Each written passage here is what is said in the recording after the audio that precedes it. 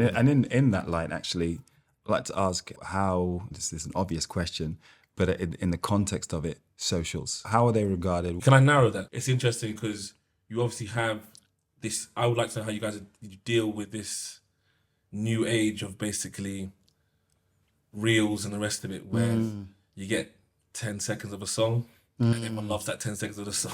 Do you know what I mean? And suddenly that song gets millions of hits because no one actually even knows what's going on, but they just like that 10 seconds. And then you go to the gig and then it's really silent and the 10-second comes up, like, oh.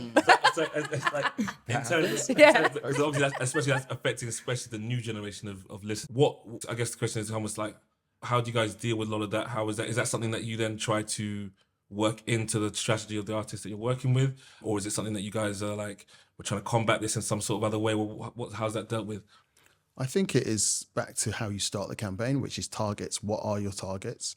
For some artists, their target is, I need to get to X number of followers for the campaign. That's the target, as opposed to, I want 10,000 people at a stadium. So for some artists, it is, I need X number of followers. For some artists, it is, I need to have a song on the A-list at this radio station.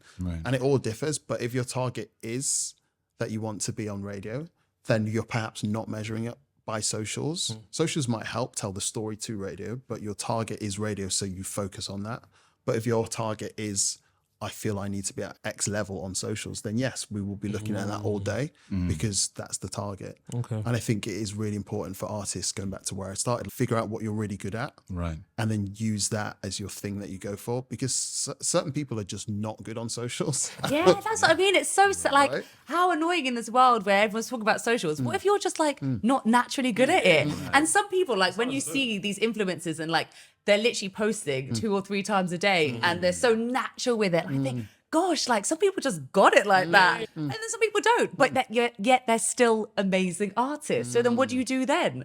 So that's why I guess it does help to, if, as you said, if you're a good artist, but you're not good at socials, focus on making your music amazing. And then I guess you can maybe get someone to help you with your socials and sort that part out for you. Because I will say that you do need it to be out there. But if you're not the type of person that is like just talking to camera so freely, you're just set up your camera and just whatever you're playing or singing, it's just natural pickup. And then that's what you post if you can't find someone to help you with socials. But it is an interesting one because not everyone's good at socials. Like, and it's so hard because we live in a world full of social media.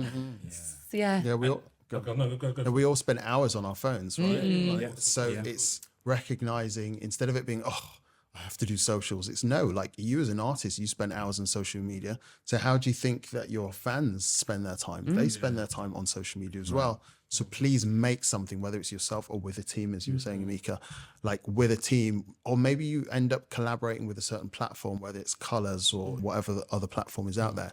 So you might not be great at socials, but this platform is great at visuals and socials. And then you have the content that then is your shop front, and then people start to come to you. And there are people in the labels whose job it is to be on socials all day and see what's popping. Oh my gosh, we have a girl at my label. She's literally the TikTok girl. That's her name, the TikTok girl. And she is the TikTok girl. She started when she was literally like 16, 17. She started as an intern and now she's literally like the head of TikTok girl. That's amazing. She is amazing, but it has to be, because it is for the younger new generation.